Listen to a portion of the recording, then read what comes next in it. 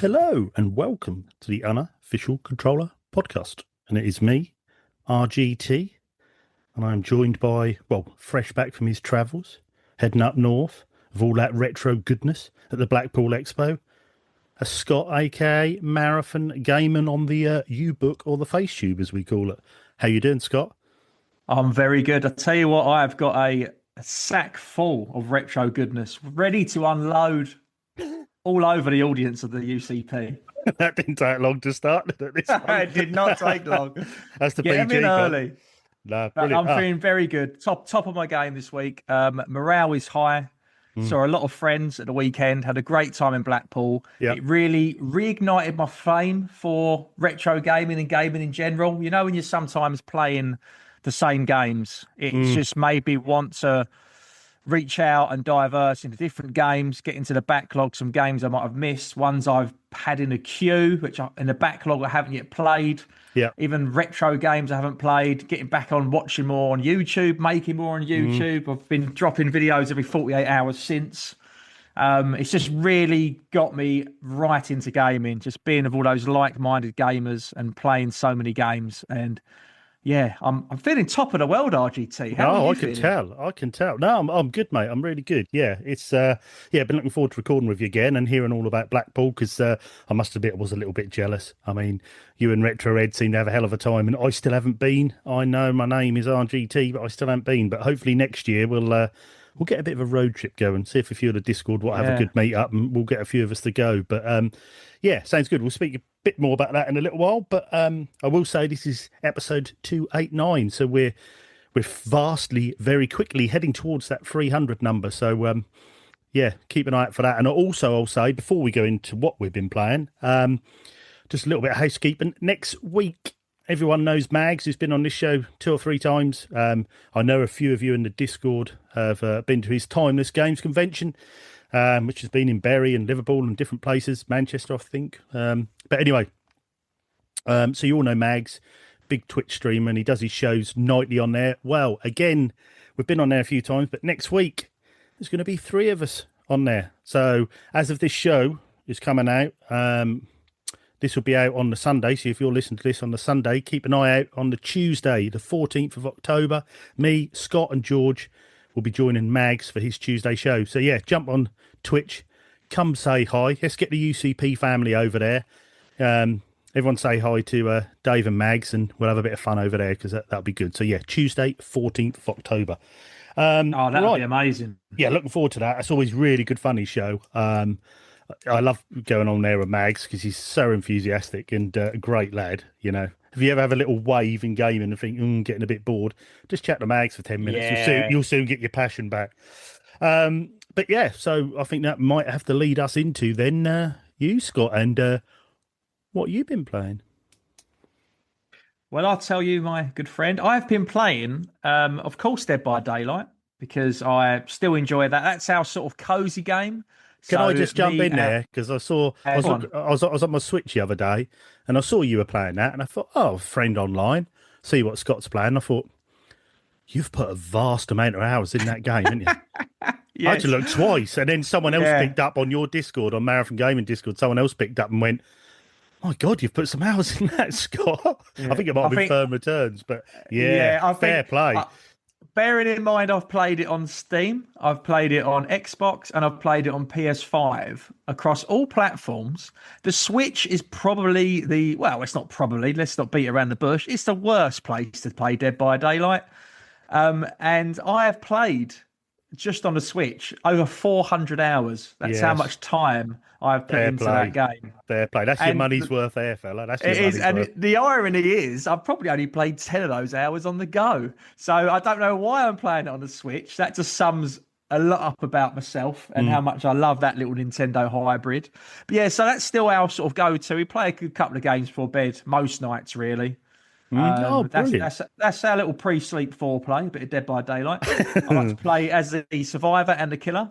But I've preached enough about that, so I'm really happy to actually talk about more games. If I was on the show last week, I'd probably say it's just Dead by Daylight. However, I've tried Madden 25 on a Switch, and I only played it for a brief moment. Straight away, as the audience loaded up, they had no heads. So I don't know if that pushed it to its limit. But the game looked well. It It's like a played well. Halloween version. Yeah, yeah. You have to, your DLC pay for the heads. It didn't come with the package. You need the big box for that one. But yeah, so I played a little bit of that. Not enough of it. I didn't go into amateur. I put it on like professional, or whatever the second sort of toggle was, and I got my arse kicked. But yeah, I had a quick play on that. It was great to play it. I played Hmm. last Madden I played was 24 versus the Game Pass. It would have been on the Series X. And yeah, it didn't look a bridge too far. Graphically, it was fine. Obviously, there was a performance issue of some heads missing. But yeah, I played a bit of Madden 25. And this is quite a big one, RGT. It's a shame George, our leader, isn't on the show. I did message him privately. I sent him a few voice notes. I've been playing Star Wars Outlaws on the Switch. Oh, is And I that on need the to talk Switch about too? this. You've been playing the Switch too? Oh, on the Switch too. Now, I've actually, at time of recording, I've got a video dropping where I talk a lot about this game Mm-mm-mm. because Check it out, Marathon um, Gaming on YouTube. If you haven't subscribed, make sure you do. I have played on the Switch 2 Donkey Kong Bonanza. I've played Yakuza 0 and then Mario Kart. Now, let's exclude Yakuza 0 because it's a port. It's not made for the Switch 2. However, Donkey Kong Bonanza and Mario Kart world. They are made exclusively for the Switch 2. Now, those games do look better than a game on a Switch. You can see the graphical upgrade. I've also played Switch 1 games on the Switch 2, and I can confirm performance and graphical upgrades such as Harvestella, for example. Smooth, unlike your experience with it. And also very polished graphically. You could see it's been upgraded to some point. Hmm. But my God, Star Wars Outlaws, as I loaded it, it reminded me of when I put Hogwarts Legacy in the PS5. You know, when you're just looking at the shadows and just the paving and the exteriors and the landscaping, and you're like, wow, look at the way the puddles gleaming from this lantern onto this brick paving. It Mm. was that sort of thing. And performance wise, it ran very smooth. And I have to say, RGT, without waffling for too long, it is the best looking game I have seen on the Switch 2 Mm. in terms of aesthetics and graphically. It was phenomenal. However, while I was playing it for an hour, it crashed twice. Now, the Oh, ventilation, really? yes, the ventilation wasn't kicking up. I don't think the Switch was overheating. It might be an anomaly because it's the thing is, it's Ubisoft, right? You have to log into their servers to play a game, even if Yeah. it's offline. Mm. Now, that winds me up. That's a separate podcast in its own right. That is ridiculous that you have to do that. Yeah, I am Why, not a why fan of that. not a fan. I'm not a fan of EA do it as well. Why? I don't want to play online. Let me play. But anyway, that's for another day. Mm. But yeah, it did crash twice, but it said something to do with the servers. So why it needs to be on the servers, I don't know, because it's not a code in a box, it's a cartridge. Pretty hefty download. I'd say it was a good hour, or half an hour to an hour. Hmm. However, Madden 25 on the Switch 2, that was a good couple of hours. That was a long time that Really? downloaded. Yeah, but the actual game, how it's 7 out, I think it's brilliant. Anyone who hasn't played it, there is some stealth, but which is why I wasn't too bothered. But it's you play a thief. You've got a little sort of pet with you who you can use for attacks when you're Hmm. stealthing. Have you played it yourself, RGT? I haven't played it. I was very skeptical. I'd sort of been a bit Ubisoft out because I knew what Yeah, yeah, and some of their games, and forgive me if you're a Ubisoft fan, and I do apologise, but some of their games are so half-assed. That's all about the quantity, not about the quality, and yeah. and sometimes, some of the games I really enjoy, and I that just put me off. I just, and that sounds horrible thing to say. I didn't trust them with the Star Wars license. I didn't, but Right. Oh, they've done it justice, George, mate. They yeah, really have. George loved it. Yeah. Seb said it was good 7 out of 10 game. But also, I did watch I'd give it an 8. yeah. Well, I did watch a comparison video. I can't remember if that was Digital Foundry or one of them. Don't quote me on that. But they were comparing PS5 and the Switch 2, and although the Switch 2 had a slightly different color palette, but that's not a downgrade. They just decided to do it a different color palette.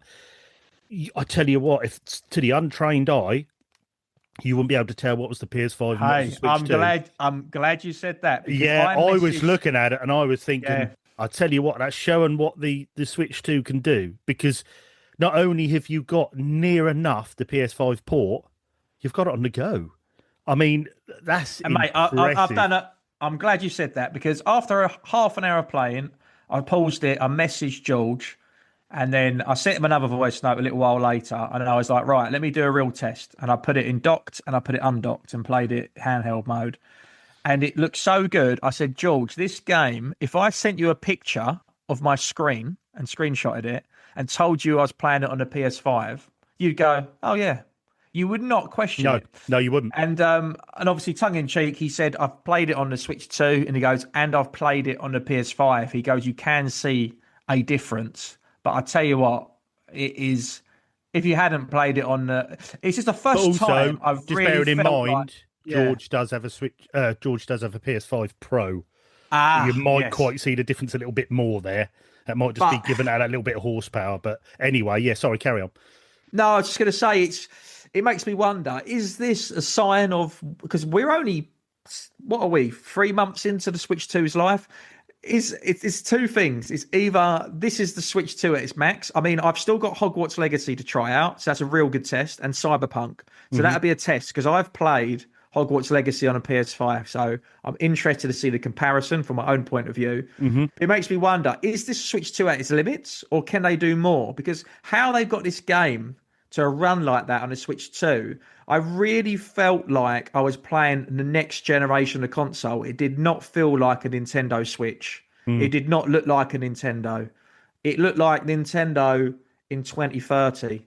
Mm. It was, it looked like an upgrade. I'm really, really blown away. And I know that might sound a bit odd to some people, but I mean, I've Well, I been playing think. the Switch 2 since it come out, but this is a real step up, this Mm. game. I mean, for me, with Switch 2, okay, I've waxed lyrical about the Switch 2. I love it. But I will say, normally when I go on holiday, I tap my Switch or PSP or bits and pieces like that. PSP is obviously probably classed as retro now. But anyway, Yeah. um, but you always feel like, I'm looking forward to getting home, getting the PS5 on, playing them big games again. But I took the Switch 2 this time. I didn't feel like I'd missed any gaming at home. I didn't at all. That's the first time I've ever done that, because it does feel like you're taking that Yeah. whole console up to spec with you. And yeah, it's a good feeling as well, just taking that little screen and that little case with you, knowing that you've taken your whole library with you. You can play all the big games that's Mm. there with you, and that's a nice. And your travel dock, which you spoke about in the last episode. I mean, Superb, absolutely brilliant. yeah. Yeah, for the money. I mean, you can go anywhere. If you've got a TV, you can just pop it in. If you're in a hotel room, brilliant, absolutely brilliant for very little space taken up. You can take your whole console gaming with you. Very very good. Anything else you've been playing, young Scott? Yeah, I've been playing a little bit of retro. So I Mm. believe it or not, I've been playing Chase HQ 2 Oh and wow! Rambo 3 on the Sega Mega Drive, but wait for it, RGT, via a Chinese bootleg game cartridge. I got Oh, one I of think the, you got a video on this, haven't you? yeah, I Yeah, yeah, did. yeah. I got it off Vinted for about £4, and I talked about it on a previous show, but it just made me laugh because it says 4 in 1, and then there's pictures of 6 games, and the 4 games listed, only one of them's in the 6 pictures. There was so much wrong with the cartridge. It really made me laugh. So yeah, I did a video, and I had 2 fire extinguishers on hand when I filmed it because I was really concerned that my Mega Drive was going to catch fire. So I researched which fire extinguisher to use. It turns out, obviously, I can't use water-based and electrical. I went with a dry powder, but I didn't want to damage my stuff permanently. So I went for 2 CO2 canisters, which Nice. you're not supposed to use in a confined space. But I thought, worst comes to worst, the console will live and I'll die, and I can be happy with that. At least I've Yep. tried. But yeah, no, I played those games, really enjoyed it. But what I'm really interested to know, RGT, is Mm. how the devil are you getting on with South Park Stick of Truth? Because that's a game I've completed myself. And I know Mm. you've been playing it as part of your RGT Back to the Past. So Mm. I've been really excited to hear that I was going to be coming on air with you this week, RGT. So please let me know. What have you been playing? Well, we'll start off with that then. Safe Park, Stick of Truth. If you're new to the show, on our Discord channel, we do a thing called RGT Back in the Past, which Scott has just said. Basically, we're just going through Gen 7 games. Me and one of our guys off there, Fat Zangief. We got a list together a few months ago of all PS3 games or Xbox 360 games that we either haven't played, want to play, or would like to revisit. And then each time we're all ready to finish a game, we did start with a time limit, but we're not now. When we've finished the game we're currently playing, we put 4 up for a vote, and then you guys decide what we're playing. Well, this month, like I said last week, I went neck and neck. We had a bit of a draw with Bayonetta and Safe Park, Stick of Truth, which then ran out the winner on the final vote. Now, Safe Park, Mrs. RGT's really into. Sort of a fan, I watch it if it's on, but I wouldn't go out of my way to watch it, so I find it quite funny. And also, turn-based games, I'm not really a fan of. But I will say, I'm playing on PS3, by the way. This for a PS3 game, brilliant. You're playing the show. It looks Yes. perfect. It runs perfect. You are playing the show. It's like you're watching an episode. And also, for someone like me who doesn't really get turn-based, I'm not very good at turn-based. The turn-based combat is actually really good. I actually quite enjoy it. I'm still not that far in. I've kept jumping in. I need to have a good 2 or 3 hours in it, but I'm really enjoying it. I quite like its simplicity in the game, but it's also got its challenges. But it's literally go to a map, do that, come back, go there, do that, have battles on the way. It's just really good fun. It's simple, Safe Park, but really good. I mean, I think, like I say, I picked this game up while I was away because I'd done the vote while I was away, and there was a CX near me, so I popped down there.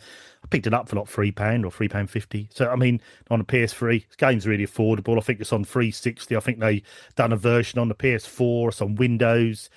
I think it's on Switch. I mean, you can play it on any, like I say, if you listen to this, want to join in, jump on the Discord and look down at RGT in the past. Give us your opinions if you've played it or if you're now playing it. See where you get up to. We normally put mission markers in. We haven't on this because I think it's like a 12-hour game. Oh, mate, you So, won't have any problem in people not completing it. That game is flawless. I was yeah, so glad when you chose it yeah, because, mate, I literally steamed through that, and it's like you like how you described Dredge back in the yeah, day as being yeah, well yeah. balanced. Hmm. This just keeps you going and going, and it's hilarious. And like you said, Yeah, you it feel is. like you're in South Park, an episode. Yeah, It's so well written. they've done a good job of that and transferring it into a game. And you're 100% right. It is really well balanced. It teaches you as you go through. It shows you the bits. And even if you lose a battle, which I have 2 or 3 times, you never feel like the game's cheated you. It's because you haven't quite got that attack on time. You haven't quite got the right heal, and it's very well done. And I think it's a great little game. If you collect for sort of Generation 7 consoles, pick it up while it's cheap. You Oh, know, mate, I played it on a pretty good. Switch. Yeah, yeah. Why not? I Yeah. mean, because the good thing is, South Park, the way that show is animated and made, is never going to age. So even if you play the old version or a new version, it's always going to look like South Park. So it's good. Well, I'm having great Yeah, fun it with was that. on PC, 360. You're right, it was on Yes, everything. yeah, it's on everything. So there's versions there to play. Um, Also, as of recording yesterday, when I finished work, I played about half an hour of Stick of Truth, and I just kept thinking, I've been sorting out my PS3 shelf, bits and pieces, and I thought, what's a staple of PS3 that I haven't played? And I spoke about it briefly at the end of last week's show, and I thought, do you know what? I fancy a bit of the old first person shooter action. Oh, Killzone's never really done it for me, and I was looking through and I thought, I haven't played Resistance really, not properly. Launch title PS3, so I popped that in last night. Resistance, played about the first 2 hours of the game. Um, yes, me and George spoke off air about it. It is a bit of a HD PS2 game, but you can forgive it that. It's one of the very first titles on the PS3, so it's going to be like that. But I think it looks good. It plays well. I quite like the story. For people that don't know, Resistance is actually made by Insomniac, who went on to do Spider-Man, funnily enough. But the story is that it's an alternate, 1900s, and in 1930, I think this alien race landed in Russia and started this sort of almost plague that infected people and spread across all the way across Europe. They got to England anyway, and you're one of the last soldiers left. Obviously, you are the resistance, and you're trying to get this weapon to America, but unfortunately, you get sort of shot down, and the game sort of spins on from there, and your battles to get through. Really good. Same again. I think it's only about a 12-hour game, but I'll keep playing it, thinking, yeah, I want to get 1, 2, and 3 done. I think tick them off, as I'm a bit of a PS3 fanboy at the moment and collecting I hard thought for there it. So was, I thought it was just two, and then the third was on PS Vita. Is there three on the I same think system? I'm sure there's 3 on Oh, okay. PS3. Yeah. So yeah, for a pick up and play and go through and save points at each little mission as you go through checkpoints. Yeah. It's almost that Halo-esque, obviously not as good as Halo, not saying it is, but that's that Halo-esque gameplay that you get through, and yeah, really enjoying it. It reminds me quite a bit of Halo actually, with the aliens, and especially Halo 2 when you're in the sort of in the Earth cities and stuff. So yeah, it's really good, really enjoying that. So hopefully get some more of that done this week. And finally, I haven't played much this week. Finally, again, as of recording, what turned up today was EAFC 26. Oh, yes. I forget it's that time of year. People always know I get it every year. This year, I normally pre-order. Didn't pre-order this year because I wanted to know what the Switch 2 version would be like. Reason being is there was a lot of rumours Switch 2 version was pretty much equal with PS5. And if it was 60 FPS, everything included. I mean, the last EAFC 25 I've got, apart from the frame rate, the game is there pretty much. They've done a good job putting it on the Switch. But I wanted to know anyway. So I hung on. I thought I'll wait to see the reviews, see what comes out. And what I got it on was PS5. Okay. When I saw the reviews, they're locked at a 30 frames per second. And although you do get used to it, that's probably not quite so bad in handheld mode. For a football game, the smooth flow and all the rest of it, I just think you need that 60 FPS. And it surprises me they've done that on the Switch 2, because it's more than capable of playing that game in 60. I don't quite know why they haven't, to be honest. They've gone for the safe option, and they know it will sell well, regardless. So Yeah, that's what they've done. It's a yeah. shame. So I've gone with PS5 version. I still think later down the line, when the price drops a bit, I will probably get the Switch version, because it's just nice to have an EAFC if you're away, or start your own little league, or I'm not even sure if it's cloud save, you can then carry on. But anyway, what do I think of it so far? It's similar in quite a few ways as EAFC 25, but in other ways it's quite different. There's certain differences, little tweaks to sign and players, bits and pieces, the way you navigate the menus, which I quite like. It looks a little bit more classier. Animation wise, players and cutscenes, they're the same. But on the pitch, they now have a new way of playing. So you have your standard way of playing, or you have authentic mode, which I've started in, and I think I'm going to stay in. So authentic mode is a lot slower, a bit like how you would watch a match on TV. So it's not as arcadey as what EAFC was. Quick, quick, quick, up the pitch, bang, bang, goal. It's a bit more, you can't just Yeah. bomb away from players. It's a bit more closely tied in, like a real football match. And I'm quite enjoying that. I've started my usual, what I do, career mode, League 2. This year I've gone with Oldham. Colour matched all my stadium. You know what I'm like. I'm a bit of a nerd with this. Colour matched all my stadium. Blue and white nets. I've signed all the young wonder kids that I think that are going to be good, and got all my good coaches in for youth, so I can build up and make some new famous players. But so far it plays well. Is there enough changes from the last game at the moment? Maybe just enough in career mode. I don't know about online and foot and all that. I don't play those. But it's good enough. I think it's going to be that game in the background again that ticks away. I think the last 3 years I've slowly played less and less and less of over the year of EAFC, which even got me to thinking this year, do I buy it this year? Do I buy it this year? If you're paying £60 year in, year out, if it's getting less and less and less. But I did enjoying it, and I got a bit excited again for getting back into career mode, getting a team going. Let's get some signings going, train, and let's make some superstars, and let's see what happens. But yeah, I'm enjoying it. It's only early days, but we'll see. We'll see how far and how many hours I put in, and then maybe when EAFC 27 comes out, I'll decide then whether I get another one or not. But so far, it's all right. I mean, it is hard doing yearly games. Everyone says, oh, there ain't that many upgrades, but you've got 12 months to make another new game. So you have to keep adding on to the game that's there. Yes, I understand that. But I think it was like £55 for the game. So it wasn't, it's not the $70 that, a lot of these games are at the moment. So I wasn't too bad with the price, but we'll see. I think if I get 200 or 300 hours out of it for £55, I'm happy with that, So yeah, we'll see how it goes. But yeah, that is not much this week for me, but that is pretty much what I've been playing.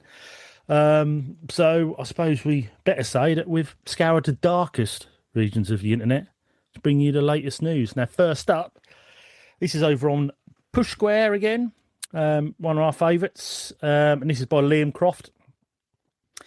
PS6 out in a few years as Sony AMD discuss the future of games, from Project Amethyst to the future of play.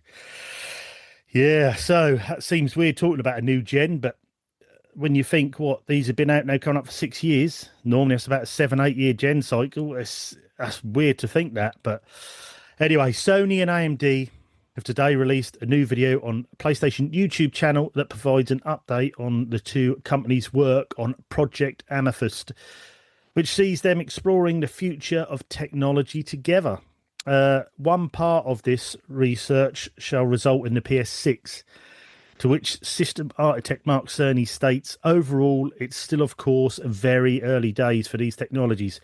They only exist in simulation right now, but the results are quite promising, and I'm really excited about bringing them to the future console in a few years' time. The technology on machine learning that will improve graphics and gameplay in the future, for now at least, the PS5 Pro is benefiting from the research through a PSSR visuals upgrade next year. This has been described as the full-fat version of the current FSR4 technology available now on PC. You can learn more about the technology and how the two companies are collaborating. There we go. In the embedded video above. So don't forget, this is on Push Square, so make sure you click on there and have a read on there. These latest comments line up with the previous statements from Sony representatives, who all point to a PS6 release that's still a few years away. Earlier this year, Sony said he's working on a multi-year plan in terms of the next generation. Rumours suggest a PS6 will launch alongside a handheld device, which Sony secretly seemed to be preparing via a new low-power mode for the current PS5. There is also speculation of Sony again opting for a detachable disc drive for the PS6. Now, I found this very interesting, Scott. Obviously, there's still these rumours about the PS6 coming out, plus a handheld. Now, are they trying to do a Switch 2? Are they going to have a dockable handheld that is linked in, or is it going to be two standalones? That I'm wondering whether they'll do the PS6 and then they'll have a full-fat portal, which will be able to play games, download games, but will also be able to stream your PS6. So you've got, sort of two separate consoles, but on one sort of account, if you know what I mean. But yeah, I find it interesting, and that's also, they seem quite linked in, especially we're going with AMD as well. They seem dead set on a future together, and be interested in what chips they're making, and whether it's like, obviously the Series X and PS5 have got a very similar chipset, whether this is actually just going to be a bespoke chip for Sony themselves, and regardless of what Xbox are doing at the moment, if they're into the next gen, will they have the same chip or different chip? It's really hard to see, but yeah, I think it's interesting. I mean, what do you think about this, Scott? Well, I feel like they're planting a seed very early, so I'm assuming the only reason why you would do that, if you got to think about it, we've only just had a PS5 Pro this year, so they're talking about a PS6, so it's got to be at least 2 years off until it's coming out. Surely they can't be talking about it for next year, can they? No, and I think So Normally, when a generation is really successful, especially with Sony, they tend to eke that generation out a bit longer. You know, they sort yeah, of and did with a it's PS4, didn't they? yeah, and the Pro's normally a bit like the OLED on the Switch. It's like a half cycle thing. So that's how you'd Mm, measure it. So you think it would be 2, 3 years to the PS6. So it makes you wonder, why do they need to let people know? So I think they're fearing the competition because the PS5 Portal was great. It is great. It had a dodgy launch because no one understood it. Had to update it a little bit. Everyone mm, thought it could be played remotely like a Switch, but no, you need that internet connection. It wasn't clear. They ballsed up, right? However, they've sorted that out now. People understand. It's been great for me because I managed to pick one up really cheap. There's loads yep. available because they Hmm. seem to have people brought them and didn't realise they couldn't play them and got rid of them. But it just seems, yeah, a very strange thing to let people know early. I noticed the Xbox have got their own handheld coming out, which I think is very soon, possibly November. I'm not sure. I might have double checked I that. think it's start of November. I think the sort of the Yeah. Rogue Ally sort of clone Xbox sort of thing. What they've done. Yeah, and I think Switch is sort of in its race of its own at the moment. I mean, we'll probably come to it a bit later on, but the Switch is at the moment in its first 3 months is outsold the PlayStation 4, which is very Mm, successful. So it mm, smashed that out of the park. I think it's just trying to hang on. So what you got is you've got a collection of people who are sitting on a fence. So if you haven't got a Series X and you haven't got a PS5, you have to make a decision now. Christmas is coming. So mums and the like, people with spare change might be going, oh, do we go to Switch? Do we go to Xbox? Do we go to PS5? So I think everyone's just showing their cards early, mm. saying, I talked about it when I did my solo show. I was talking about a blimmin' speaker that's coming out next year. Like, why are we talking about that? Anything that's in the pipeline is being thrown out now because Christmas is coming and they don't want to use it. They don't want to lose anyone who's not sure on which console they want. They want to show Yeah. everything that's available and that will be available in the coming years to make sure they retain their current market audience. I think Mm. that's what they're doing, mate. I think it's a little bit. I mean, if anything, I see a bit of weakness in PlayStation there. The fact that they've had to. I mean, there's no need to drop that information right now, is there? Well, I think personally, I think the landscape in game in the last 2 years has changed drastically. Mm. Um, and with all the woes at Microsoft and Xbox at the moment, and I think with all them rumours that have been firing out that Xbox aren't making a next generation console, I think Sony have just gone and Mark Cerny have gone, look, let's put this out, let's reassure them. All right, they might not be making one. We are. We are making one. Don't worry. You can have a PS5, PS6, or this new handheld Vita 2, whatever that'll be, Portal 2. They're all coming. Don't panic. You don't need to worry. And I think they're almost trying to steady the ship because it's it's rough waters at the moment out there for these companies. I think the only one that is just plugging away in the background, they're selling the consoles. They even though I haven't had many games out at the moment for the system, is Switch 2. They're just sitting there chipping away. They're, like you say, they're selling like hotcakes. They done a master stroke by having the stock there at launch, so you didn't have to worry. Nearly everyone could get one. It was very few that would, couldn't. And I think they're just same again. Nintendo are doing their own thing. They're chipping away in the back. But I think with the Sony and Xbox situation, I think Sony has almost sort of tried to detach himself away from the rumours and sort of said, no, we're doing a console. Don't panic. PSX is coming. We're actually doing it now. And like I say, it is strange to launch a video with one of your chip manufacturers. It does seem odd. But like you say, Yeah. it's a bit of panic there. And I think I was talking off air with George earlier, and there's almost this sort of there's a bit of a whiff of a game crash coming, and I think Sony is sort of saying, "Whoa, hold on, let's just, like I said, steady the ship. Let's put it out there. Us and AMD are working together. Don't panic. We've got this new system coming. Everyone's all right. You can buy this." Although I did hear there was a bit of a rumor. I can't see it being true, but there was a bit of a rumor come out today. This isn't on Push Square. This is just something else I saw. There was rumors of PS6 is going to be $1,000. That's true, I think. If that's true, I mean, that's going to be a tough, tough sell. I think $1,000 is phew, that's a big chunk of change for a hobby. Do you know what I mean? You're then getting into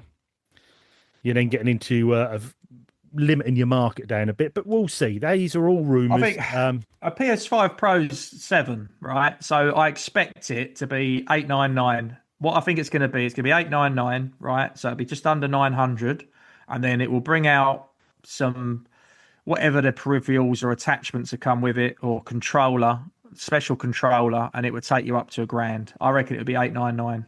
Do you know what? I think you hit nail on the head there. Because I think when the PS4 Pro come out, I was a bit lukewarm to get into it. I was a few months late getting on that. I think I paid around about 430, something like that, and the PS5 launched about 530, so it's about $100 difference. So I think you're about on the money there. Yeah, I think you're about right. Yeah, it's going to be a lot of money, but we'll see. These, like I say, these are all rumours, so it's interesting. If you want to read more or see the video, pop on to Push Square and check that out. I'll just jump on my last bit of news before handing over to you, Scott. And this one's over on Pure Xbox again, and our friend again, Fraser Gilbert. Strange Xbox email suggests Games Pass price increase doesn't apply to certain members. Microsoft confirms it's legit for some countries. Now, Fraser writes, Microsoft has now confirmed that the email is official. And it quotes, our recent Games Pass update remains unchanged. Current subscribers in certain countries will continue renewing at their existing price for now, in line with local requirements.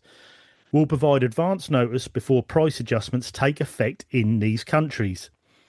The Verge is now reporting that the email is genuine and from Microsoft, and notes that Xbox Games Pass members in the likes of Austria, Germany, Ireland, Israel, Korea, Poland and India are all getting it.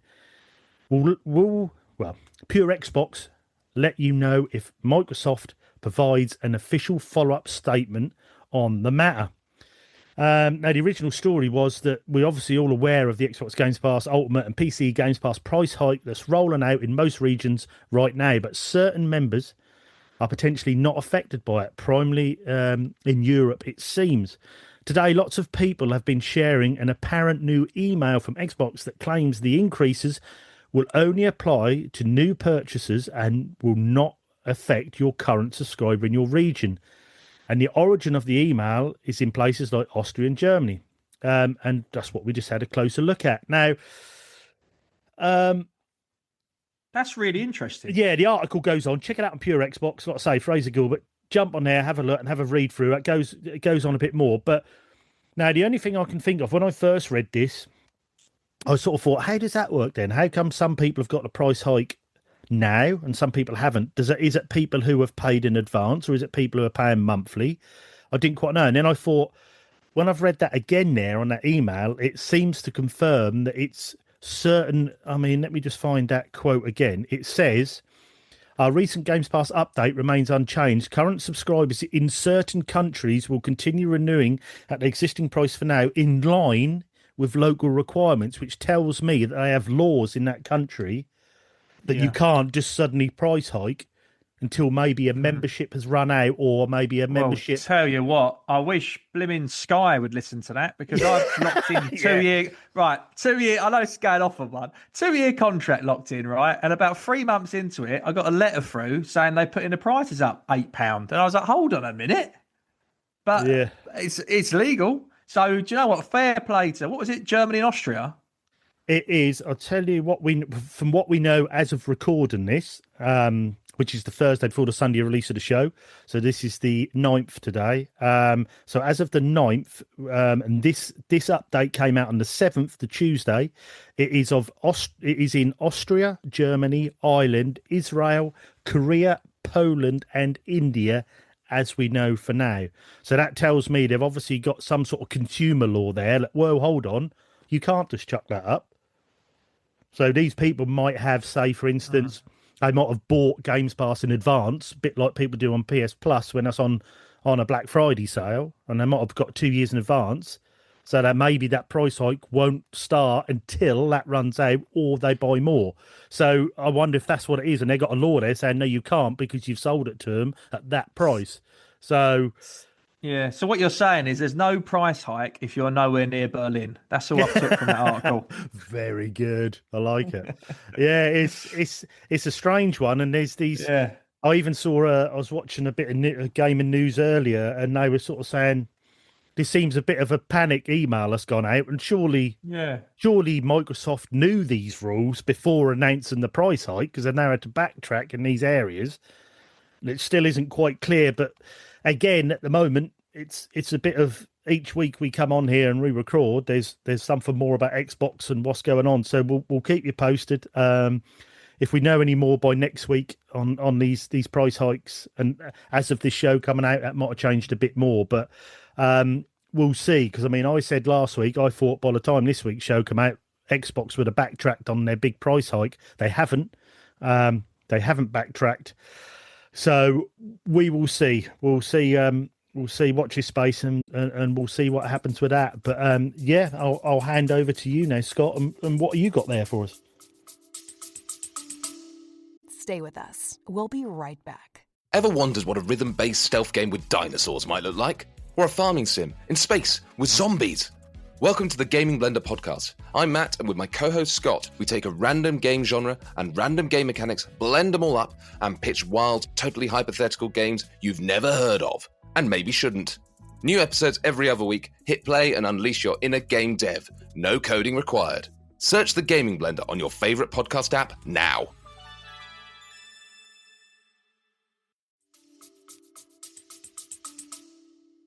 I've got a few interesting articles, and we'll some of them won't need much time, but just want to bring up a couple of bits really. First of all, we were just talking about some big games and lead up to Christmas. I know we've not had Halloween yet, but we are starting to see big games getting announced.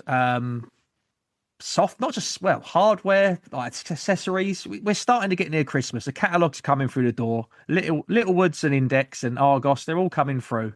Get your Christmas list out, start writing down, and chuck it in the fire. I think that's what people still do. Ooh, Littlewoods, I remember that. Ringing Yeah, what I wanted on Littlewoods with the felt tip.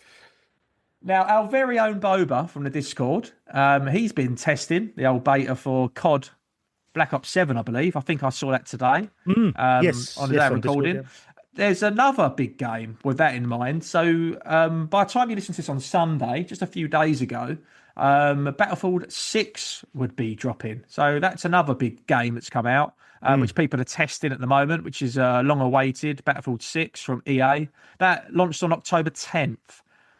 So that's quite a big game. So it'd be interesting to hear the comparisons between the two. I know that obviously they're different games, but you do.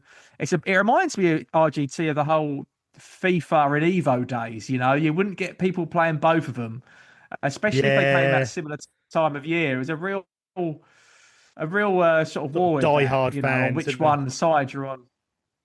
Yeah, I mean, I've enjoyed both of them, but I just thought it's noting, just in case people have slept on it, there's a lot of, especially with the Switch 2 being a new console, there's a lot of games coming around. So I just thought it's probably worth just mentioning to people, just let them know that game is available. I'll tell you as well, that just reminded me, sorry to jump in while we were talking about Call of Duty as well. Yeah, sure.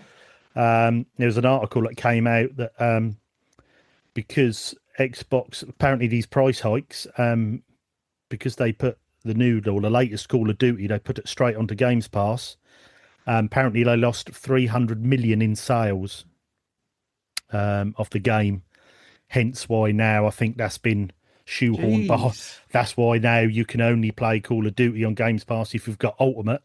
Yeah, and that's why the price hike, the rumours are, yeah. So that, wow. They lost 300 million in sales because it went on. Yeah, I think Microsoft have looked at it and sort of, the big bosses have looked down and said, well, hold on here. You know, you've put this on Games Pass. We lost 300 million in sales of game. So I think we need to adjust this.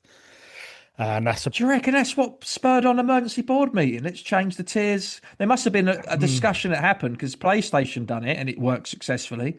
And obviously, wow, because that was the big news in the show you did last week with George. If you haven't listened to that, guys, check that out. Really and I think they paid all them billions for Activision.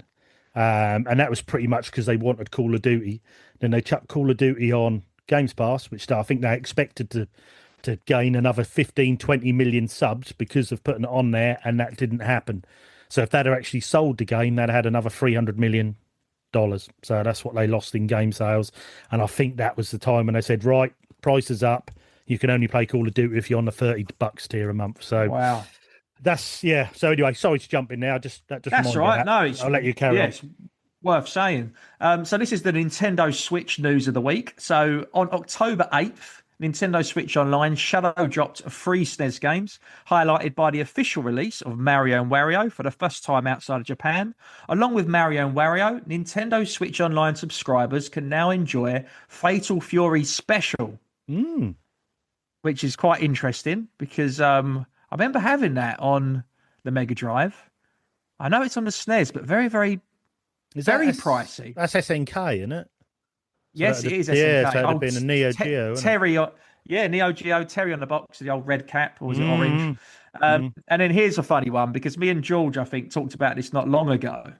Bubsy the Bobcat, in Claws of Encounters of the Third Kind. A little pun on the old third as in furry. Yeah. So the first entry from the Busby series, because we did talk about that being remastered, and we were like, why? No one wants it. But yeah, those have just popped up. I mean, Mario and Wario, a 2D puzzle game, that was originally released in Japan in '93. So that is a strange one just to bring over, but obviously they can do, which is pretty cool. So yeah, I mean, players control a fairy who can add or remove various objects and obstacles, which in turn allows Mario to make his way to Luigi. Similar to Mario Paint, Mario and Wario requires mouse controls to play, so that's why it's cool. RGT, we can finally get to use the mouse. We have had Mario Paint come, but I still don't think there's enough point and clicks or enough in that game. I mean, it was a bit laughed at when I brought that to the news all those weeks ago. But I think that's really cool, and no one would have played it. It's a Japan release. We haven't had it in the Western world. Yeah, so that's pretty cool. That's nice. I like that. And I think with Bubsy, people will always remember Bubsy 3D on the PS1, which was absolutely atrocious. I mean, fair play to developers. 3D was new, and they jumped on the new 3D, and they just weren't quite ready for it. But the actual, I think, if I remember right, the actual 2D Busbys were okay. I think they were all right platformers. They're I mean, we got the SNES and a Genesis version, so Mega Drive for us in Europe. So that's available, and obviously it's been talked about. So it's very well. It's in the moment, and it's current, which is good. And I'll tell you what, Fatal Fury is interesting. So it's a 1993 fighting game, as RGT said, by SNK. And let's be honest, Neo Geo, that's for the cool kids. I think this is Nintendo saying, hey, we've got something for the older audience, because this isn't going to appeal to the... Only the coolest look, you say, for the fishes. Yeah. This is reminding me of the whole Sega versus Nintendo war. I feel like they're taking it to PlayStation and Xbox here. They're like, hey, we've got a big game coming. Well, I'll say something controversial. I think of the subscriptions that are out there, Games Pass, the Nintendo Online, or the PS Plus, and I've said this before, I think the Nintendo one is the best subscription service. I agree. It's cheap. Yeah. You don't feel tied. You don't feel financially burdened by it, because it's, what is it, 37 or $40 a year, and you just get all these retro games to play, and the rest is up to you. And I just think that is the best service. There's a little bit of online with some nice benefits, and that is it. The others are just trying to go bigger and bigger and bigger, and as we can see, one of them struggling. So yeah, fair play, Nintendo. I do like the online service. They could have gone for a big $30 a month, but they haven't. They've done it a year. Play once a year, and you get all these retro games to play. So if you're not a collector but you're interested, you got them on your Switch to play. I think, fair play. That's good. Very good. Definitely. And so what, speaking of, I stick with PS5. I've got a couple of PS5 bits to get onto. And then what I'll do is I've got some Xbox as well. We want to try and bring news for every console, because obviously we've got quite a wide audience. So for you PlayStation fans, this is RGT. Do us a favour. This is quite a funny one. While I'm waffling, I want you to Google a game called Anime Village Online. While I read this next article.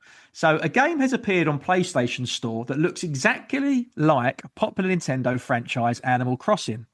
In addition to having extremely similar option, the game could easily be used to describe Animal Crossing New Horizons. Now, the gameplay pictures, RGT, and even the cover art is how how they've got away with it, and I don't think it's going to make it. Right, copycat games on digital distribution platforms have become unfortunately common in recent years. Some of them are rip-offs with little in common with the actual game beyond the title, while others do a decent job of replicating the gameplay of the original. But in either case, the developers are typically trying to capitalize off of gamers who stumble across their game instead of the real thing. Now, I agree because this looks exactly like it. So.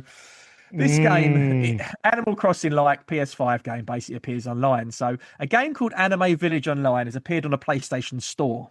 This is on right now. The title might be enough to raise some eyebrows, but the real issue and description of the game and the included image, which is blatantly similar to the art style found in Animal Crossing. The image shows a cartoony girl leaping into the air with hills and trees in the background, with such strong similarities in the art styles that one could easily mistake it for a promotional image for the upcoming Animal Crossing game. Description details a solo co-op game with up to 10 players. The gameplay revolving around building a home, decorating, growing crops and catching fish. Sounds similar. The game also claims that cross-platform multiplayer will be available when the game launches in 2027. So they've really messed up because I don't know why they've leaked this, because it will definitely get taken down in 2026, let alone 27. What was that Curiously, other one? That extremely Pokemon similar. one they done. There was a Pokemon one that's still going now, and that's a big legal battle. What was that called? Where you go out and catch creatures. That's like Pokemon with guns in it. It's on Xbox Games Yeah. Pass and all that. It's got a bit of a whiff of this about it, and I just googled it and looked. I hadn't heard of it. Oh my god! I thought it was Animal Crossing. They've used the same I think characters and it's- everything. Well, I think I don't know why they've announced it so early. Maybe they have to, but there's another game, RGT. Feel free to look this up. So there's an Yeah. Animal Crossing copycat game, and it was released on PlayStation Store, and it was removed earlier this year in 2025. It's called Anime Life Sim. And obviously, Anime Village Online and Anime Life Sim are very similar. Now, that game's been removed. I think it's the same developers, to be honest with you, and publishers. I think they've recloned it, skinned it. Yeah, that looks. Oh my god! How? No wonder this was taken off. This is that. Well, if I show you the pictures, you'd say that's Animal Crossing, without a doubt. That is Animal I've Crossing. seen it. I've seen it, mate. When I was doing my research, Oh trying to my look, god! yeah, Even it the is, faces and the way they look, everything is. Yeah, that other one I remembered. Power World. Power World was the Yeah. Pokemon clone. Yeah, I mean, that's not going to make it, surely. RGT. Why'd they announce it? 2027. That's not going to see Christmas. well, I wonder if because they're probably about halfway through the dev cycle, they're probably thinking, should we just release it, see what happened, so we don't get it, See do if all they the can get work. away with it. Yeah, and if they don't take Yeah. us down now, we might do it. But I watched that. Reminds me, I watched an interview the other day with Eric Baroni, who done Stardew. That's not his first sort of podcast he'd done, and they said to him, "So many people have cloned your game. Does that bother you, or do you not take them down?" And he said, well, no, because one, that's quite flattering, and two, I copied Harvest Moon, so I'll be a bit hypocritical if I went and, which is fair play, you know. And as a small developer, he thought that was quite flattering that people thought his game is that good they wanted to make their own version. But I think for Nintendo, I mean, that's almost stolen their IP. I think I can't see that being released. Surely not. Surely not. But I've got something that will definitely be released. So that's a bit of probably a bit of a.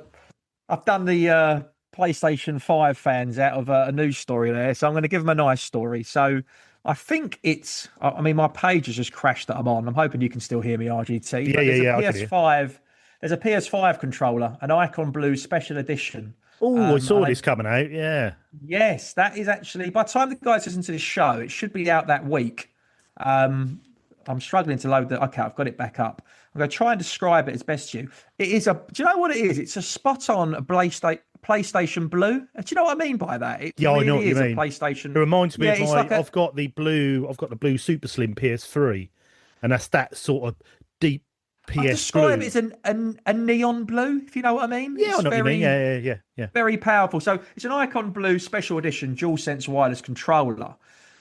Which is a new PlayStation 5 peripheral, releasing on October 20th, US, Canada, guys, and then 28th, Mexico and Chile.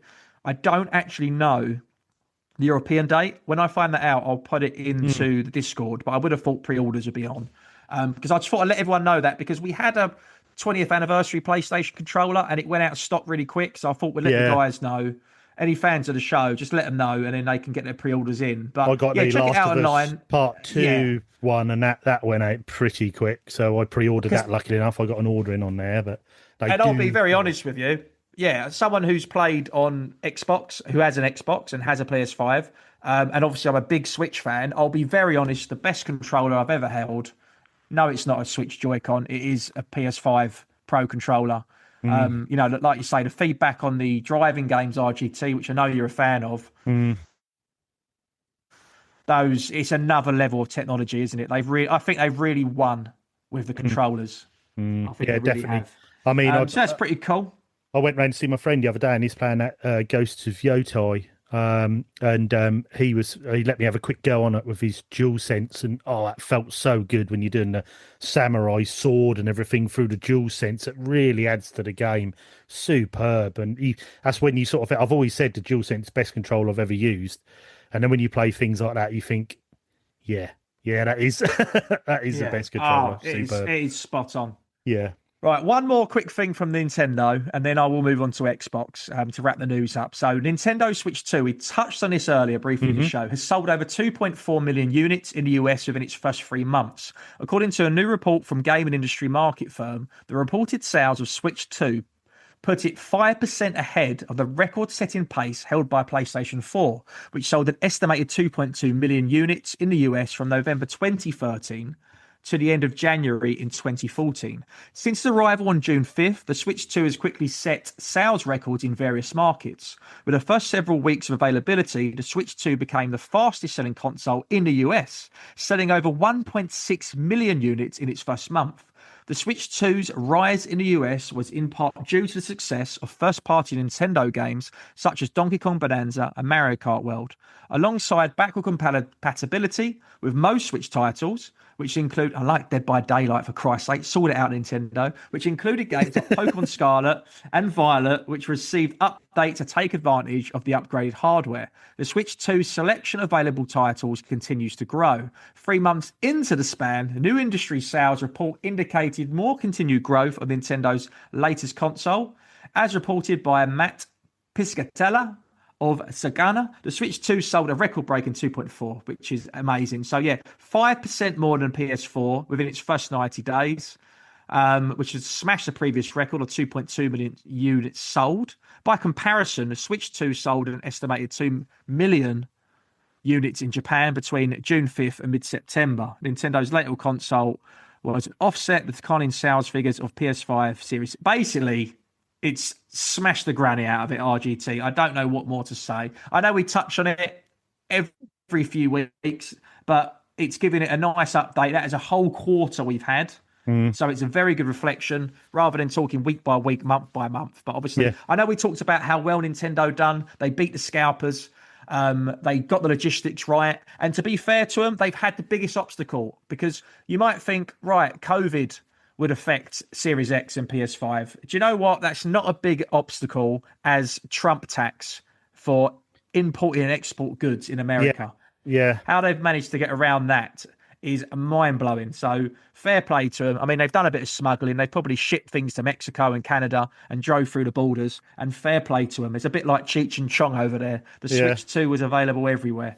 Yeah, so, I think that's absolutely awesome. I think there's sort of two main things with what Nintendo done here. That was, one, they had a massive fan base there ready, who really wanted the Switch 2.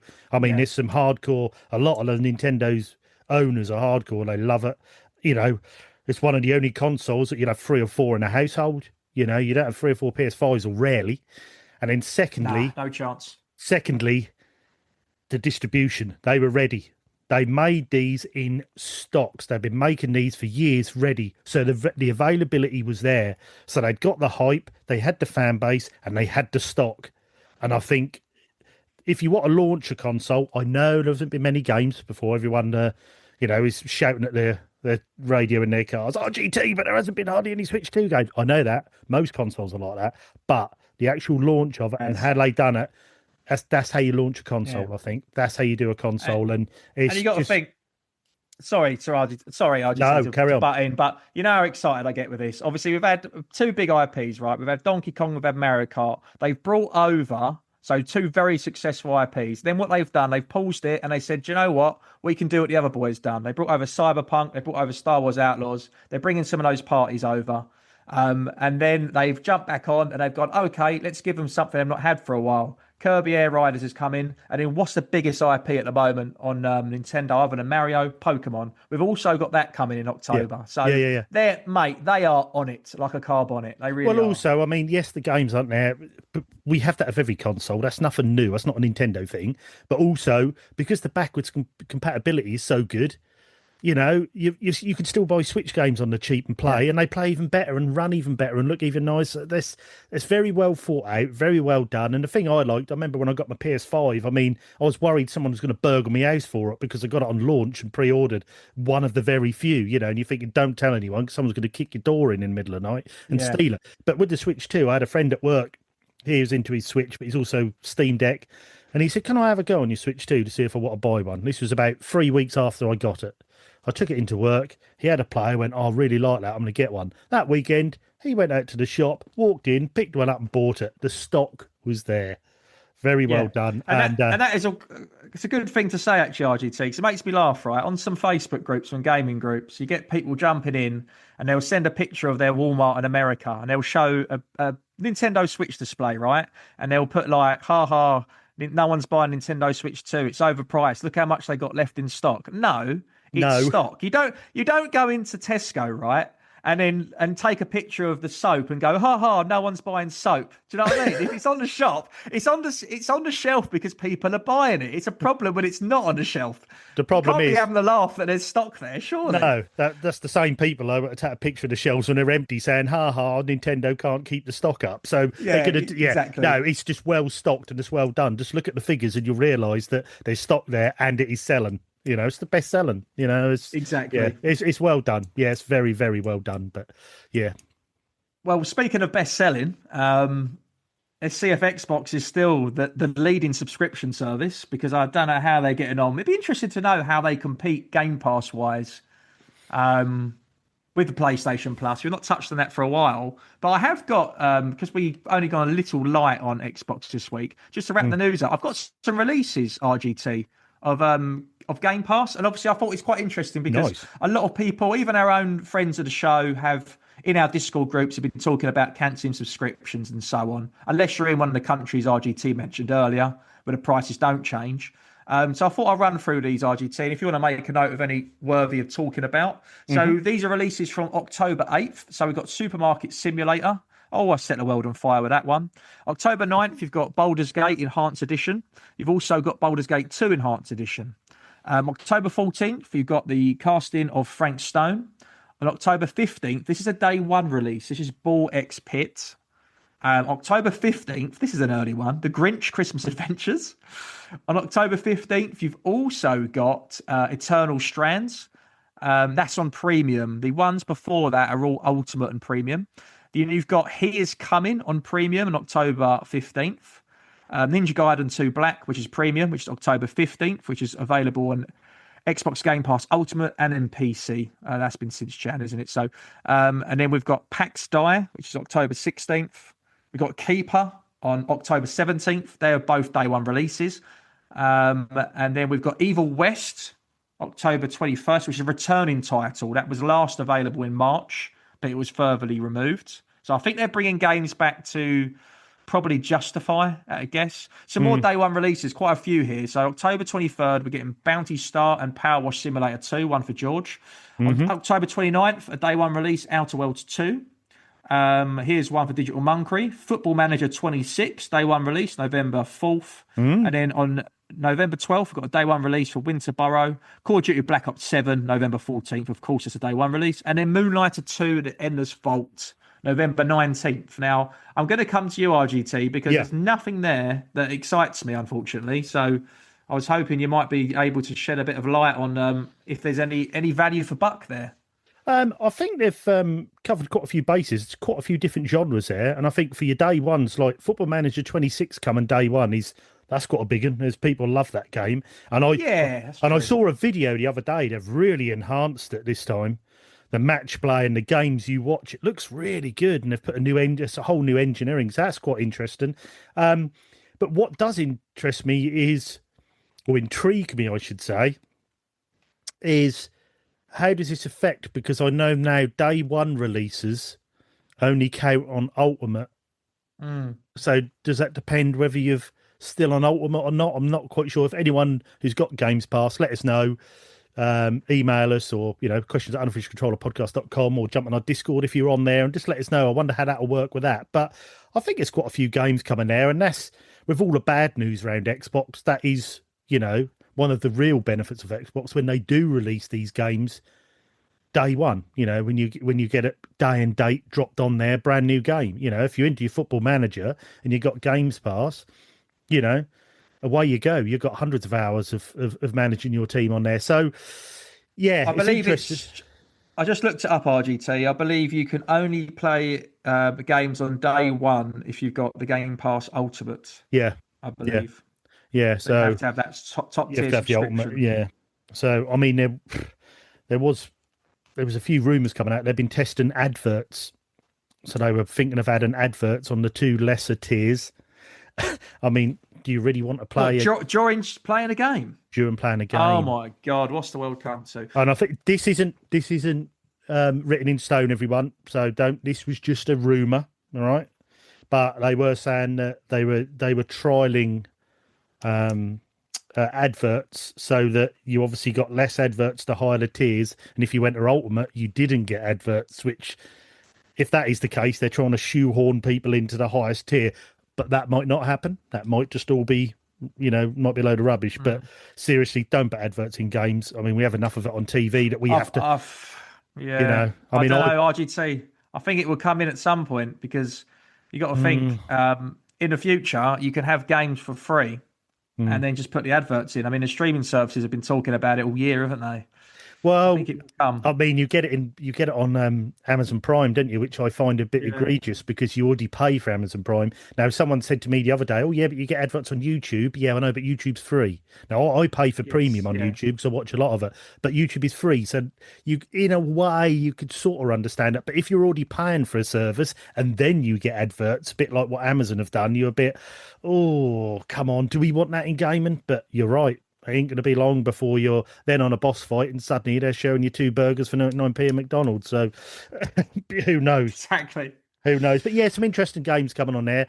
Bit of good news as well from Microsoft, because they've been an Xbox. They've been through the mill of late. But if you are still an Ultimate subscriber, you've got some good games coming day and date. Plus, you've got games like, Baldur's Gate 2, the enhanced edition and that. And there's some good games there, them old Baldur's Gates. They're good, fun games if you like your dungeon crawlers and that. So, yeah, there's a bit for everyone on there coming to Games Pass. So, yeah, if you've got that, I don't think you've got nothing to worry about at the moment, as long as you don't mind paying the $30. Yeah, it's just if you're paying for free. I get it. If you're paying for PlayStation Plus Premium for day one and you're paying Game Pass Ultimate, and you've got a Switch subscription as well, it's a bit like having Sky Sports, BT Sports, and then the Zone. Yeah. You can't, I mean, let's be honest with you can't afford to justify all those payments. So I get why you would choose. So there's still competition there. Yeah, exactly. With all the prices going up, something's got to give, and and we'll see. So it's going to be the best deal that wins, I think. But I think as far as the news, I think that wraps that up. I mean, if you've got anything you want to add to the news, people out there and listeners, viewers, just jump on and let us know at Unofficial Controller, or questions at unofficialcontrollerpodcast.com, or hit us up on X or Instagram, or jump onto the YouTube channel, or go over and watch Scott on Marathon Gaming. Jump on our Discord if you want to do that. There's always normally links in there on the Instagram, bits and pieces to jump on the Discord. Come and say hi. Thanks to everyone who's we've had some brilliant downloads this week, some big boosts. Thanks to everyone in Brazil who's listening. We've had a big spike in Brazil. Glad you enjoyed the show. Thank you very much. And like I say, if you're in Brazil and you fancy coming over to chat to like-minded gamers, come and give a Discord a try. Come and jump on. In the Discord. Come and join in. Great little family on there. Everyone's very well behaved, and we have good fun. Just come and join us. Great little place to speak about your passion and gaming and bits and pieces. And talking about. Can I just touch on something just with a Discord quickly, if that's You okay? certainly RGT? can. You certainly I can. do like to something I've started a new thing. I think I started it on my solo show, and I want to try and keep it going. I want to do a Discord highlight of the week, just to let people know what they're missing. Great out idea. on, Great so idea. they join in. So this week, what I've chose is Ginger's platinum on Dragon Ball Fighter Z to mark his 730th platinum kill. So That he's is 713th game he's platinumed, and Well done, also. Ginge. Well He done, rates Ginge. the game. I asked him, I said, Ginge, how many golden hairs out of possible head of hair out of 10? And he ranked it 9 golden hairs. And that is a unit of measurement that George's red-headed stepson likes to use for games. I mean, I made it up, but let's just keep it going. Yeah, let's keep it going. Well done, Ginge. I mean, the guy's a platinum machine. He doesn't, is. if I'm friends with him on PlayStation and you look, there isn't really any games on there that haven't got that little platinum trophy next to it, all down the list. 100%, 100%. You're just like, fair play, mate, fair play. I mean, I think if he gets through 1,000 platinums, he needs to have a bit of a party. I think we need to make a trip to Nottingham and have 1,000 platinum party because, the man is a machine. Well done, Ginge. Brilliant. That's a great idea as well. Discord highlight of the week. Superb. That's it. And then if I can just call on, just before we do go into our subscribers list, because we have got a lot of new listeners and obviously we've got a lot of old listeners. So it is great that we're going to get into in a minute and how you can support the show if you wish to do so. The show is always free, so you don't have to. But we just tell you, this is what you can get involved with. Also, there's a free Discord. So feel free to check out the show notes. You can click on that to get the invite. If not, just contact us at questions@unofficialcontroller.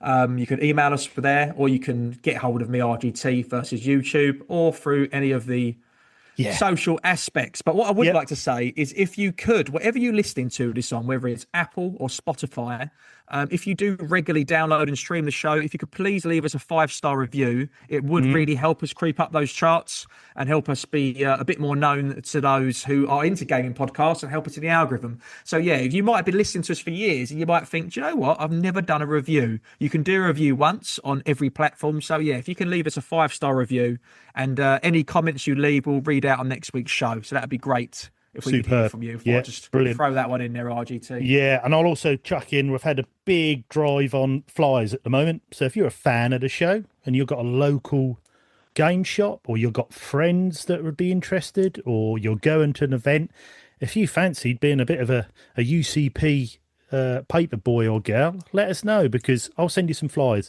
I've got boxes of these.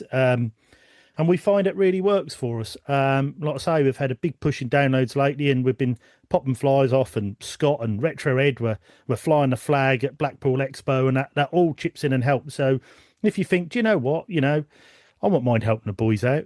I wouldn't mind spreading a few flies. Let me know. Give us an email, like I say, questions@unofficialcontrollerpodcast.com to say, "Hoi, RGT, send me some flies. Give me your name and address. I'll pop you some in the post." And I tell you what, if you do that for us, I might even slip you in a little gift, maybe a little fridge magnet or a little bit of limited edition artwork. Let us know. I'm sure we can thank you in some way or another. But brilliant. So that leads us on to our subscriber list. Like we say, like Scott said, the show's free. The show will always be free. But these people just feel like they give that little bit extra. And we do tiers every year. If you're ever interested in the tiers, come on a Discord, come and ask us and we'll let you know. We start from $3 to $10. And each year you get various little extras and bits. And one of those perks that everyone gets is read out on the show, which is what we're doing now. So do you want to start with your old mate there, Scott? I would love to take that one. I appreciate that. He's a very good friend of mine. He is my my retro partner in crime. And he joined me for the long trip to Blackpool, probably give me the best weekend of my life. Don't tell my wife because it's better than my wedding day. And that is Retro Ed UK. Thank you so much because you are a legend. Yeah. He's a good personal friend of mine. And I could do a whole show talking about how much I love Retro Ed. But he's a great guy. He's a great YouTuber. He's got a really good channel. He's really into his handhelds and his Game Boys. Top guy. He is a great guy. He's one of them. He's always got time for everyone. He always wants to talk games with you, and he is just a lovely, honest guy. And whenever I watch his YouTube channel and he does one of them hour-long ones where he does an update, bits and pieces, I'll get myself a cup of tea, I'll sit on that sofa, bang, Retro Red's on, and you feel like he's talking to you in the room. He's brilliant. Great YouTube channel and absolutely fantastic. Yeah, so thanks, Retro Red. So next up, we have... He's getting a bit of a long-term one now, and he is also known as the One Man George Fan Club, and that is Carlos. And also, today on the Discord, they were talking. I was getting rid of a few of my games and popped a bit on there, which is another advantage of Discord. We do a little swapsies and sell bits and giveaways and stuff. And they were talking on there about games, and he gave us a little sneak peek of his imports he's got there, because he's a big import fan. Shooters, Saturn's, Dreamcast, he's got it, and he gives a little picture of his shelves, Carlos, and I thought, oof, that man is a connoisseur of the import. Very nice. Yeah, very nice. But yeah, again, as always, thank you, Carlos. From one good-looking guy to another, it is the shirtless ripped returns. He's noted down as firm returns in front of me, but I've seen that man with his navel out. And big shout out to Ripped Returns, the absolute legend of financial advisory. Exactly, definitely. Then we go to a very long-term supporter. That's Trestles at New York. Best burgers in New York, best buffalo wings in New York, and best service. So yeah, check out Trestles in New York. Next shout out is to our very own Roast Space Monk, a very active member of the Discord and a big family and friend member of the UCP. So big shout out to Roast Space Monk. Hope you're having a great day. Yeah, he's getting ever closer to that Dreamcast full collection, and that's looking good. It is looking good. Next up, we have the Italian Stallion. We have Bada Binkster. And I mean, he's another one as well. He's a bit of a dark horse with the old collecting, He keep putting on Instagram. He hoovers them up, doesn't he? Yeah, and then you sort of see in the background his shelves. I'm thinking, steady on, fella. There is some PS3 games there. I mean, he's got a games collection going there. But yeah, thank you, Bada Binkster. And also, I will just say, I saw you in your football PlayStation sponsored shirt today. Forgive me, I don't know the team, but you are looking mighty fine, young man. Mighty fine. I was going to say, if you want an advert for getting in a Discord, right? Normally at Bada Binks' office, they do a dress down Friday. And I don't know how big this man's wardrobe is, but I've got a theory here. He always takes a picture of himself in a different, worldwide football kit. Mm-hmm. I'm thinking there can't be that many shirts in his house. So I think because he's hoovering up and collecting all these retro games, I'm starting to think, though, I don't think that's cotton. I think he's stitching together inlays to PS1 and Dreamcast games, and he's literally wearing a booklet manual made T-shirt bespoke. I think that's what's happening. I mean, you never know if I'm wrong, but you wouldn't know. But if there is a man to do that, he is the man to do that. So if next time we see him in a manual-made PS1 shirt, we know you're on the right track there. Yeah, we know. Right, this next one we've got to thank is a very own Tingle Tuner. And I absolutely love tuna, and I love things that tingle. So when you put the two things together, you're just in for a wonderful evening. This show isn't sponsored by Jorex, but if it want to sponsor us, please do. Big shout out to Tingle Tuna. Brilliant. Next up, we have the man who does our challenge accepted and one of our mods on our Discord and keeps an eye on everything going. It is Digital Monkery. So this, if it's another part of the Discord, I know we aren't supposed to talk about the Discord, but I will drop it in there. He does a challenge every month, and this month's challenge is see if you can get the highest score on Rocket League at the moment. So it's been a bit of a slow start, but there's been some scores rolling in. I'm playing it tonight. Yeah, I'm playing there we tonight, go. RGT. So as soon as we have finished this recording, I'm going to chuck my little spicy parsnip soup on the hob, get some sourdough bread inside me, and I'm going to have a night of Rocket League like it's 2021. Oh, nice. Yes, I can't wait to jump into that. Yeah, it's a big thanks to Digital Monkery. So, yeah, if you want to fancy a bit of Rocket League competition, join a Discord. Next one we've got up, Bold Boulder. What an absolute legend. Again, big active user of the Discord, long-time fan of the UCP. Yeah. Some think it might be RGT in disguise because we've never seen them in the same place. Well, the way that guy can manual and then grind and then kickflip, he's definitely not me in disguise, because I would lose my teeth and probably an arm by trying to do that. But this guy's he was a skater through the 80s and 90s, and he's still got it now. So he's a hell of a skater, that boy, hence the name Bald Border. But yes, thank you again as always. Next up, we have another one of the mods, the Discord manager himself. Now, you don't want to cross this guy. Now, if you come in that Discord and you start kicking off, there's gonna be a little boba message coming your way saying, "Oi, wind your neck in, fella," because not only is he hard as nails, not only is he an awesome Call of Duty player, it also leads me in to do his little trait where we go, "Psh, going Bran." Yeah. So that is. I felt I had to do that with you in the background. I just wanted to be a part of it. That was good for me. Well, actually, how it should be pronounced is Bobber. But Bobber.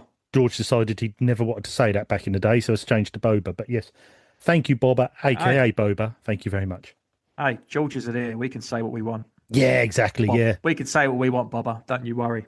Yeah. Don't you chicken curry. Right, next up, we've, spoke about him. He comes up a lot. He was in our highlight of the week from the Discord. That is our Platinum Champion, our Challenge Accepted Champion of 2024, the legendary red-headed stepson of George himself, and that is Ginge, all the way from Nottingham. Big shout out to Ginge. We love you. Yeah, absolutely love you, Ginge. Brilliant. And well done again on those Platinums, my son.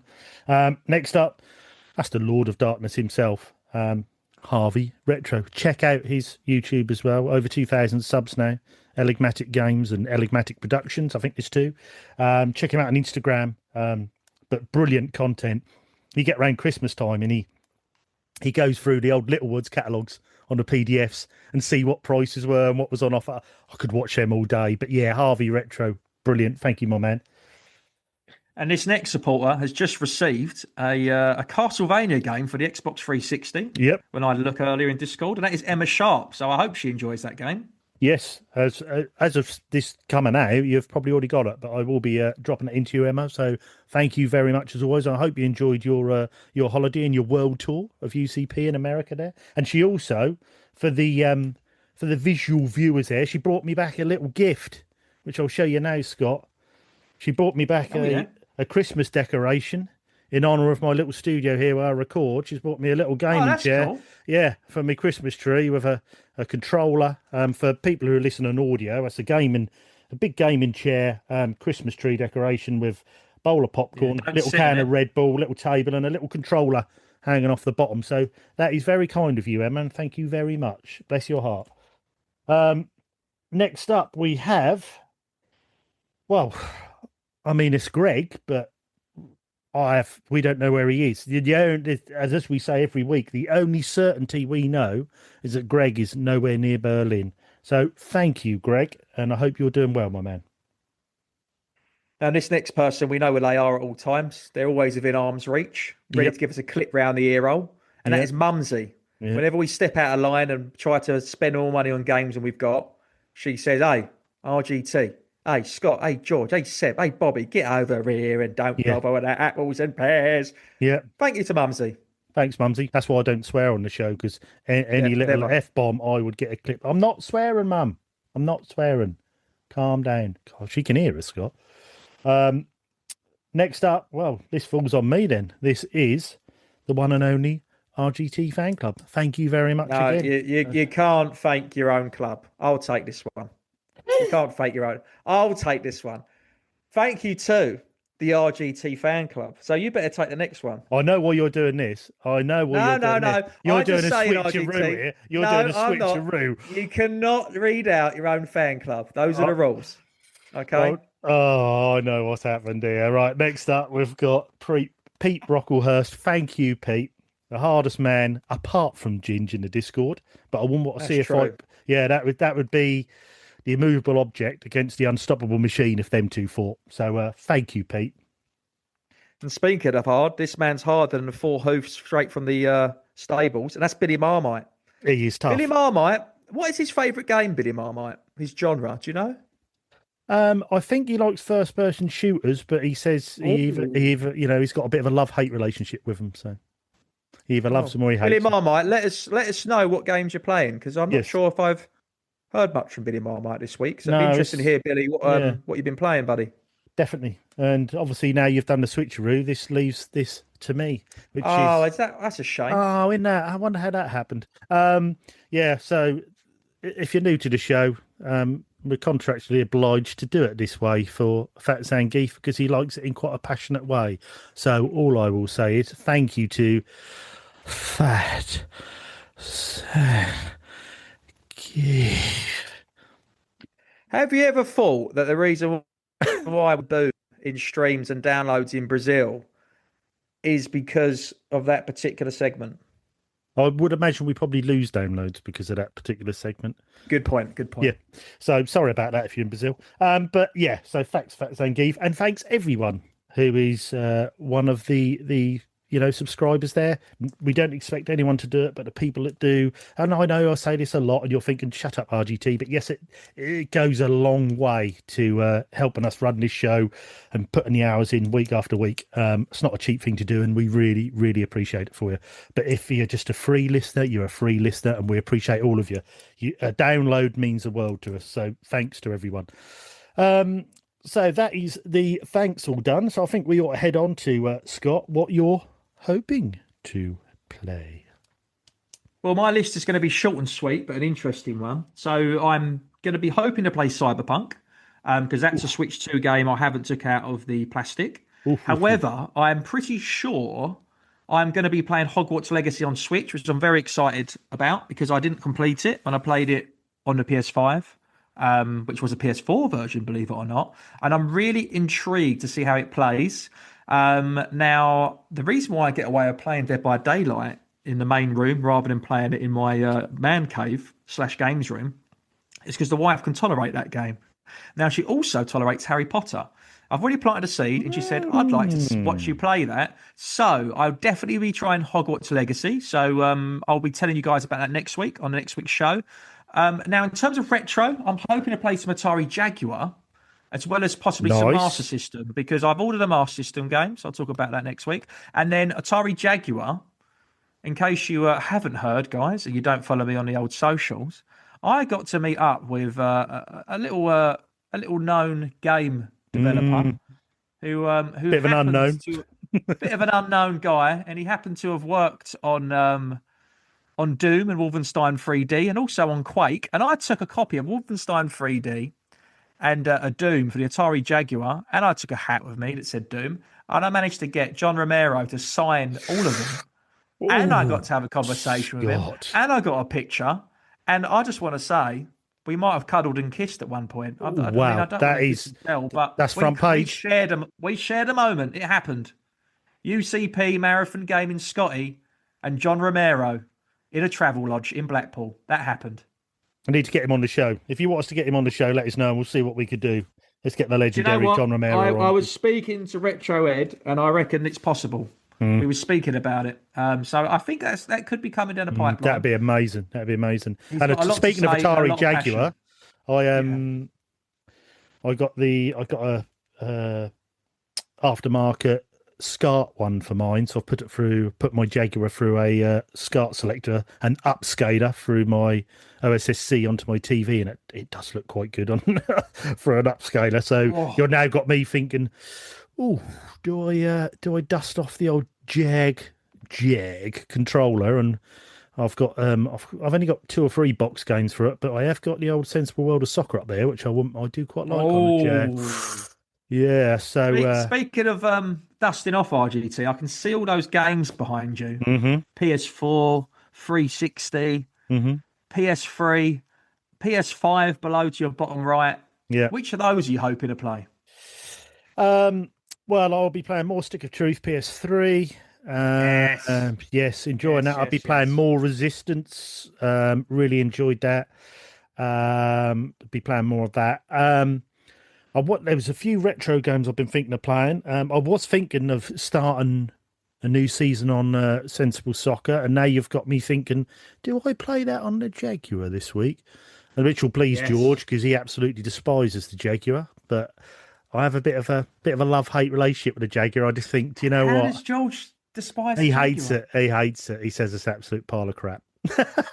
But it's just unique, and I love it. George, I'm handing in my notice. I really must start getting some of the homebrews for the Jags. There's some good games on this. And I want to get Alien vs. Predator. Anyway, I'm going off piste here. So, yeah, a few... I played that, Alien vs. Predator in Blackpool. Yeah, Other than when you move around and do a 180, it's slow. Yeah. But in terms of the actual graphics, the depths, the quantity of what's in front of you, and the actual aliens and the way they move, very smooth, very good, very ahead of its time, very 64-bit. Yeah, yeah, definitely. And now I'm sort of having a bit of a colour the games room. I'm getting a little bit of shelf space here. So Yes. I even managed today. I got rid of about another 25 PS2 games today, and managed to get my Godfather collector's edition coffin in the little gap that looks quite nice. Nice. So yeah, so going to play some more retro. Like I say, Stick of Truth, Resistance. I'm just all about the PS3 at the moment, so I want to get those two done and move on to the next game I want to play on there. I've got the Star Ocean game, Last Hope International. I want to play that on the PS3, but it's still some bit more things to set up in the games room here. But yeah, more EAFC 26. That'll always be chugging around in the background, I reckon. And I should really jump back on Grand Bazaar because that game sort of overtook my life for about a month, and that is very good on the Switch too. So I might play a bit more of that. But I think, other than just to say a bit of housekeeping, thanks to everyone for listening. If you are listening, I know people stream it, but if you give us a download as well, that's where the figures are. Streamings don't count, downloads do. So if you could download, that'd be brilliant. Same again, like I said before. If you fancy a few flyers, doing us a little bit of favour, let me know, and I'll send you flyers and a little gift. Just email us, questions@unofficialcontrollerpodcast.com. And don't forget, Tuesday, 14th of October, as this show is coming out, it's 2 days' time from now you're listening to this. This is 2 days' time. Come and join us over on Twitch, Middle-Aged Gamer Guys Show. Mags, there'll be me, there'll be Scott, there'll be George. We'll be having a bit of fun on now on this Tuesday evening show. Come along, got in the chat on there, come and say hi, say you're from the UCP, and we'll all have a bit of fun on this show on there. And just leave me to say, RGT, can I, yes. before you say the magic words, I've got a big exclusive which I want to elaborate. Oh, in right in the show. Yeah, go on then. This is a big news. Now, the date is to be confirmed. There's a listener, a silent listener to the show. He's been listening for a whole year. I was up with him in Blackpool. His name was Ollie. He's 8-bit boy on YouTube. He plays a lot of Master System games. He's a regular listener to the show. He listens every week. And I was speaking with him. He's got very into Donkey Kong. Obviously, I've got a Donkey Kong cab at home. So we was playing together. He was putting a lot of effort in. And I said, hey, what's all this sudden attachment with Donkey Kong? He got into basically watching a documentary. If anyone hasn't seen it, it's on YouTube. It's called King of Kong, A Fist for the Quarters, with the famous Billy Mitchell, not the one from EastEnders, but the Arcadian. And basically, he's got very into it, where he's been talking to very high-level world elite players. And it turns out there is a annual Donkey Kong tournament in North America, in some countries in Europe, all around the world. However, there's never been one in England. And 8-bit boy Ollie is a doer, and he's already spoken to Arcade Club in Bury, and I believe he's trying to see if he can get, I think it's weekend 2nd or 3rd of May, 2026. Wow. So just a little preempt, get it in your diaries. I'll confirm more. We'll probably have Ollie in the show in the new year once he's got everything sorted out of Arcade Club. But all of the best players from around the world of Donkey Kong hopefully will be there, especially the ones in Europe and UK. And it's basically going to be, an elimination match. So basically it'd be whoever gets the highest points each round and people get knocked out. But it's open to everyone. So he even said, hey, Scott, if you want to put in some practice, like Ollie's going to take part. He's a new player. So if anyone has got, a Retro Pie or any arcades near them, or fancies polishing up on a bit of Donkey Kong, here is your 6 months notice. Start practicing, because there could be a big competition and it's going to be fun. So, yeah, Brilliant. If anyone hasn't checked out that documentary, check it out. It's a little exclusive from the UCP fans. I did speak to Ollie and I said I'd mention it on the show, and he will share news with us first when he gets it as well. Superb. Well done, Ollie. And that's, great thing to do. And that's 8-bit guy, did you say he's called? On that? 8-bit boy. 8-bit boy. There we go. 8-bit boy, Ollie. Brilliant. If, let us know if there's anything you want to help with, Ollie. Maybe if you want to, jump in the Discord, have a chat with some of our guys on there.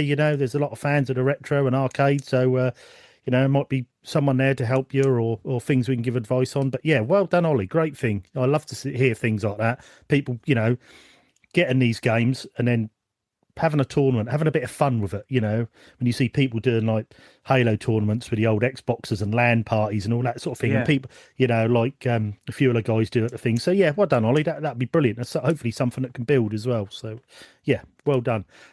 Also, I will say just before we go, if you do listen in to or come and watch us over on Twitch on Tuesday, like I say, Tuesday 14th, which is 2 days' time, we are making an announcement. We have a new item coming, shall we say, from the UCP Towers.